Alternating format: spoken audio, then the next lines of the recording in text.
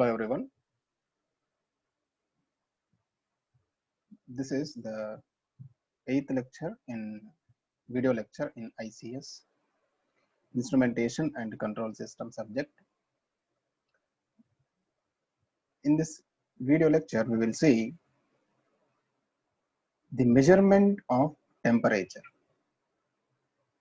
How the temperature is measured. What is temperature?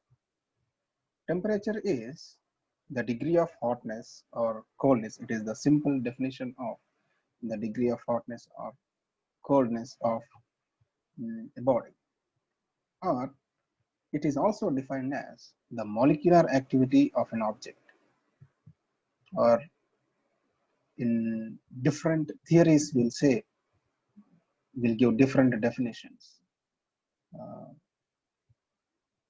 One more definition for temperature is increase in kinetic energy. That is what the molecular energy, increase in molecular energy will increase the temperature of the body.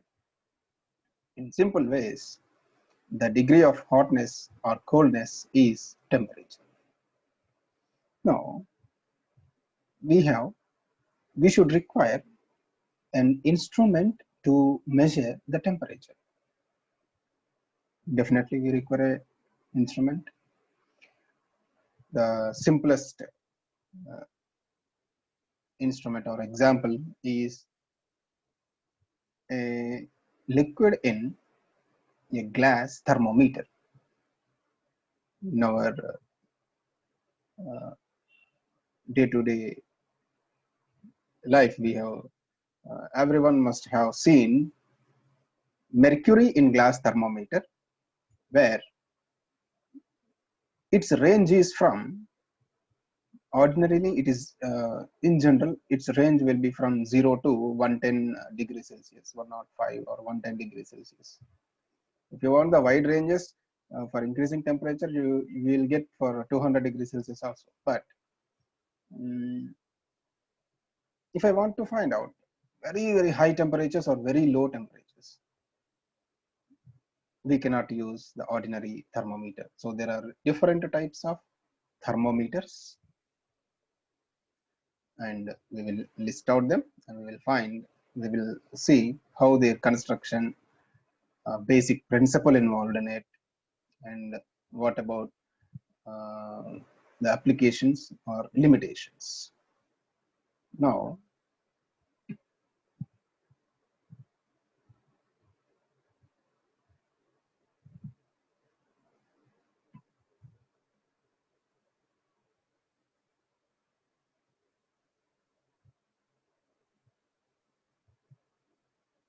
this pic shows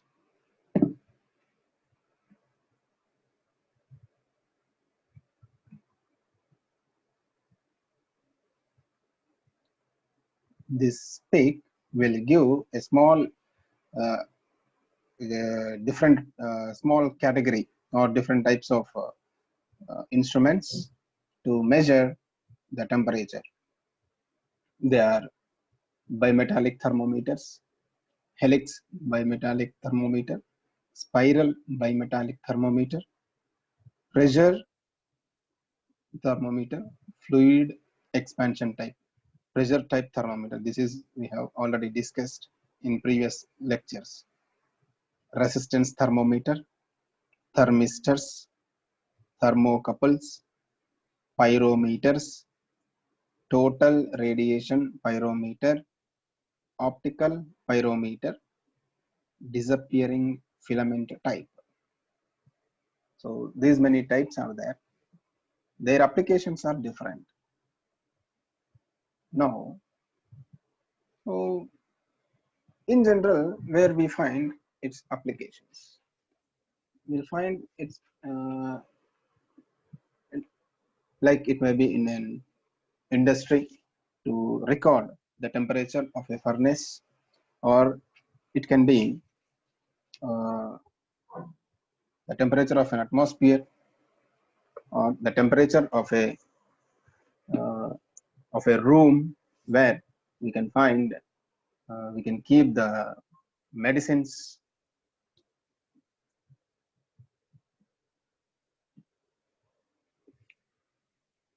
medicines.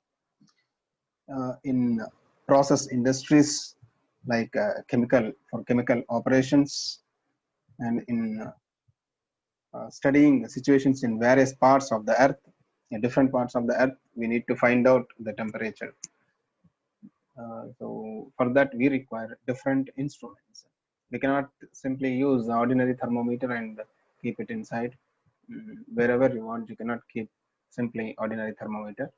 So different thermometers are there. We have to use, uh, depending on their application, we have to use it.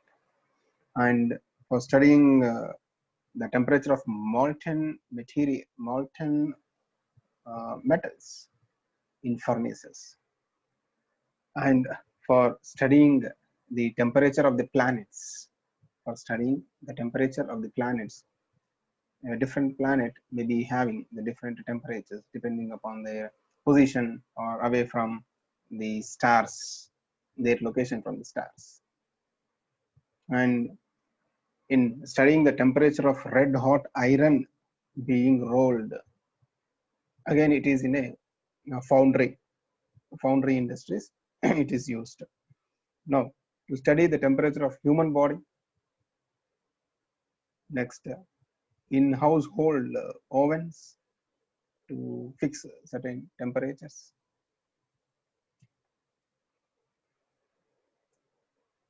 and for steam boilers, where not, in industries, factories, wherever you want, we require the measurement of temperature. Now, the first one in bimetallic thermometer. So before that, we will discuss about an ordinary a mercury in glass thermometer, how it will be.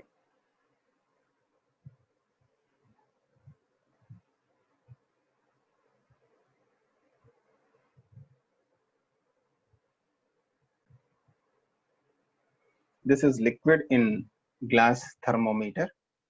We have a glass tube like this. It is isolated, and you will find a capillary tube in which this mercury will flow.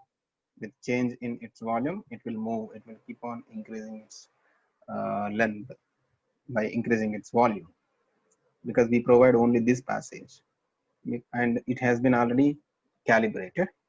This scale has been calibrated already.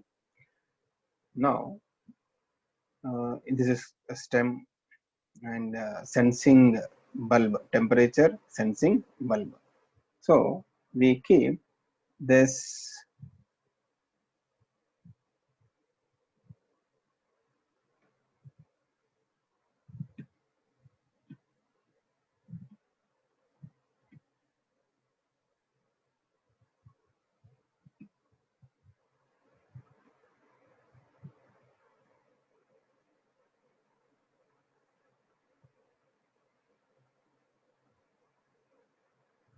when we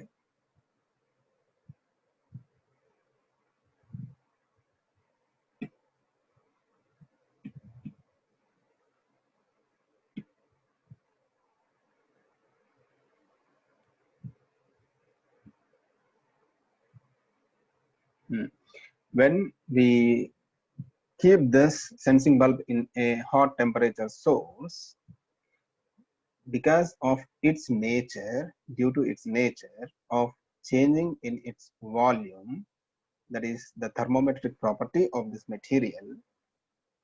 What is thermometric property? The property which changes because of temperature change. You will find some disturbances. It will get some stimulations, some modifications in the properties when temperature of that particular body changes. Similarly, when the temperature of this body is getting changed, so the volume will keep on increasing, and uh, we should uh, we should keep this in the environment until it reaches an equilibrium state, and then its reading can be taken over the scale. So this is a simple liquid in glass thermometer. Now we will see bimetallic. Now we will see the bimetallic thermometers. In that we have two types: helix bimetallic thermometer, spiral bimetallic thermometer. In bimetallic thermometer, we are having a bimetallic strip. Here, the concept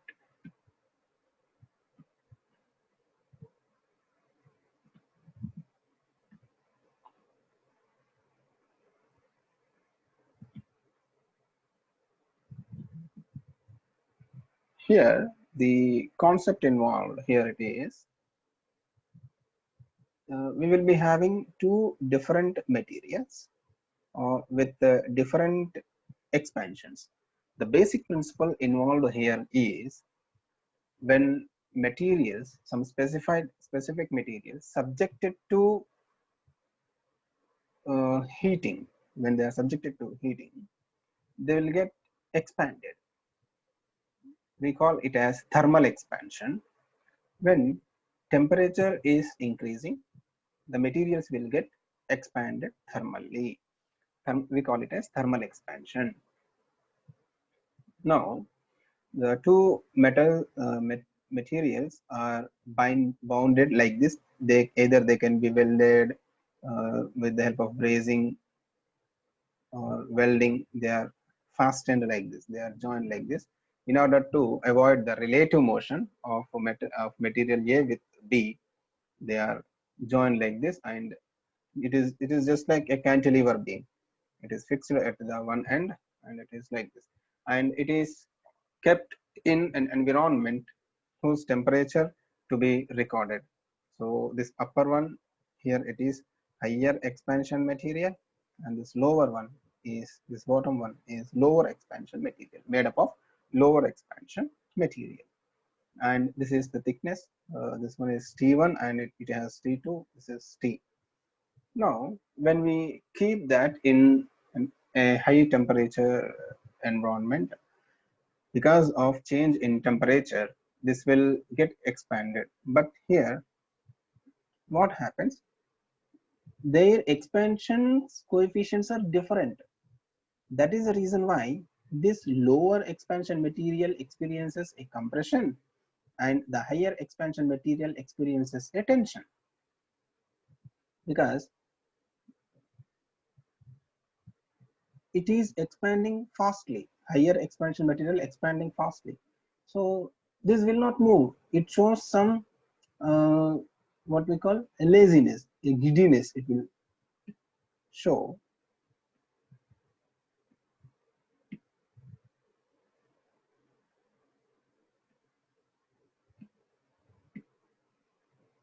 That's why.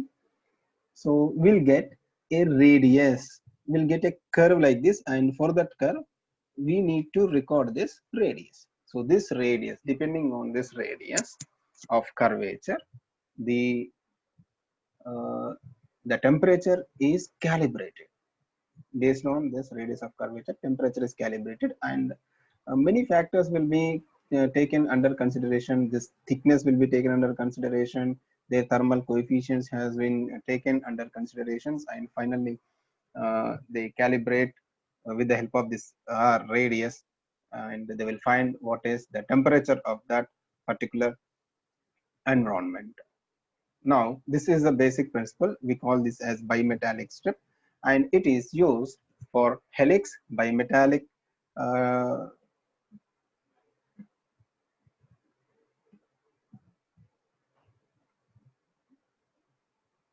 helix bimetallic thermometer, as well as spiral bimetallic thermometer.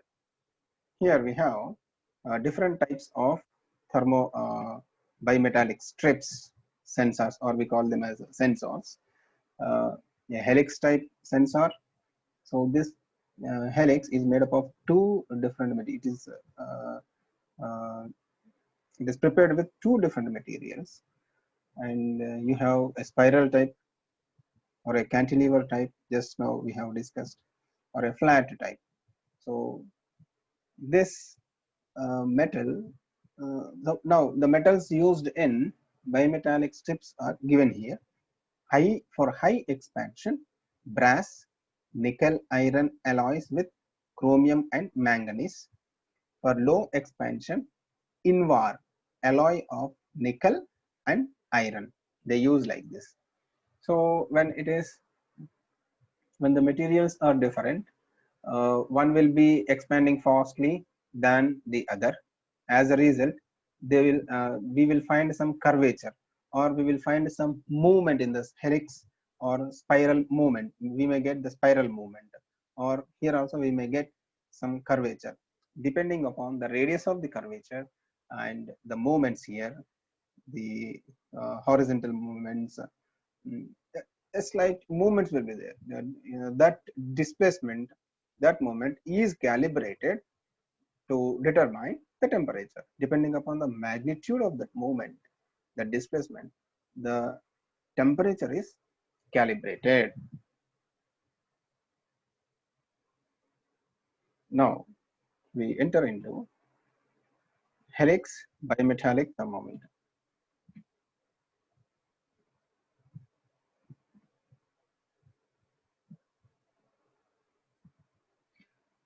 A helix bimetallic thermometer, it is in this figure, it is shown here. This is the cross section of it.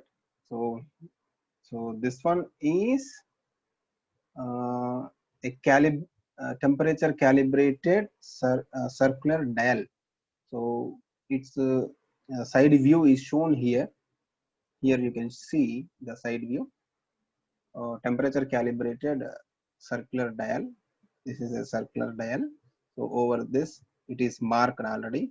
It has been calibrated with the help of primary standards.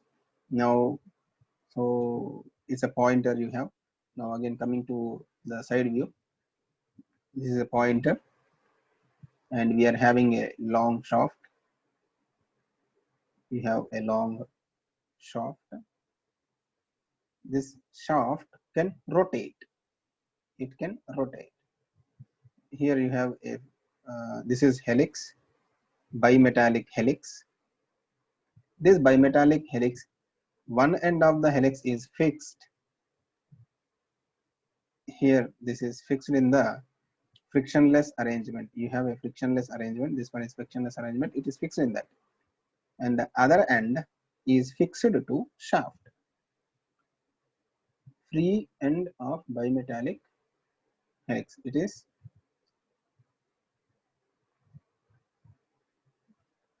free end. It's not fixed. It is free end. Just like it will produce some spiral movement. Now, so it has got some length which is to be inserted into the place where you want to measure the temperature. Now, body of the instrument. This is the body of the instrument. Fine.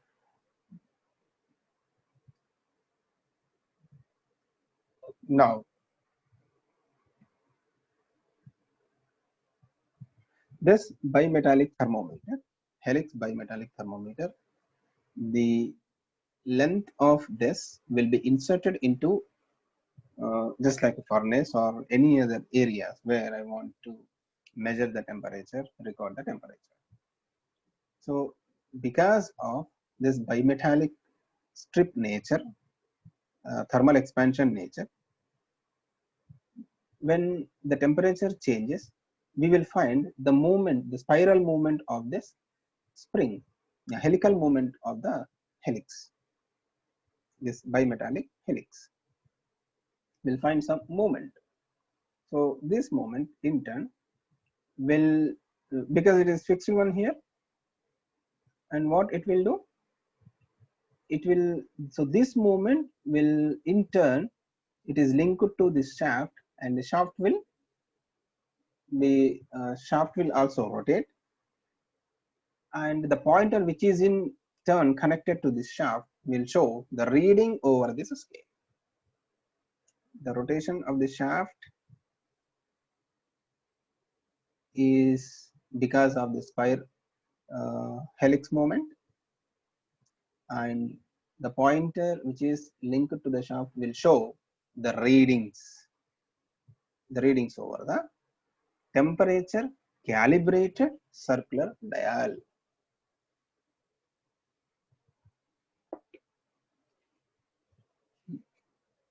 Now, so its operation, this is a construction you should write, and that is the operation. And that's it. There's important points to be discussed. Now, coming to the second one,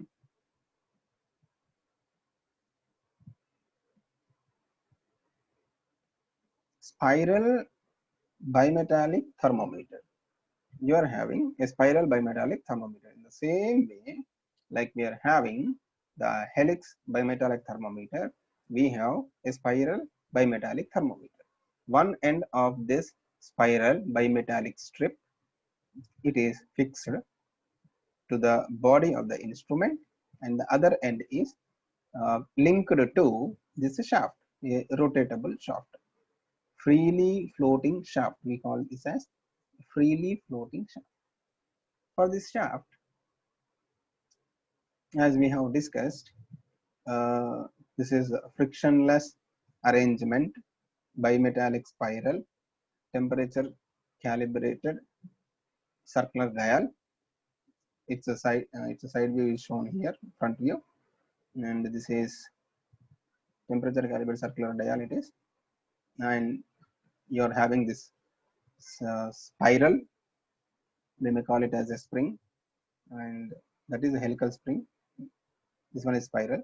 Now, this pointer is linked to a freely floating shaft, a freely floating shaft. So the same principle here, as this spiral bimetallic bimetal, it is bimetallic strip is one of the types of bimetallic strips. When we keep this in, when we insert till this L, the length L into the space where I want to find the temperature, and will get the movements in the in this spiral spring. So because of this, we'll find the movement in this freely floating shaft, where the pointer will show the readings over the scale. The pointer will show the reading over the scale. What happens to the temperature? Because this spiral movement has been calibrated to show for say for some radians of movement, this pointer will cover some radians. So the radians of the spiral and this pointer movement are have been calibrated. So that is done with the help of primary standards.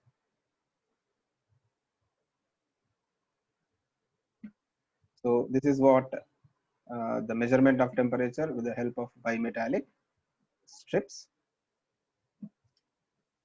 and we will see Borden tube pressure sensor. I mean, this one is a pressure type thermometer. This we have already seen. What is this pressure type thermometer? Here we have the different parts of it. We have a sensing bulb, uh, and this is capillary, and this is the Borden tube. The end is, with the help of the links, it is connected to the pointer, and the pointer will show the readings. So what is the function of main element is the sensing bulb, and this sensing bulb is inserted into the environment whose temperature is to be recorded. The liquid which is present in the sensing bulb will get vaporized, and so data conversion translation took place. Now data transfer is taking place. From data transfer, again the data is converting from this pressure, high pressure, to the displacement, because when the gas is entering into this tube with high pressure, we'll find a displacement like this, we'll find a movement. So that movement is captured a single and each and every movement is captured with the help of this link, and we'll be having some sector, pinion, and pointer. So finally, you will find the readings over the calibrated scale, temperature calibrated scale. So this is called as a pressure thermometer. So it is very helpful. So wherever the whole equipment cannot move to the space, we can simply take this sensing bulb to the space where you want to find the temperature. So it has that flexibility. And in the next lecture, we will see the other types of thermometers. Thank you.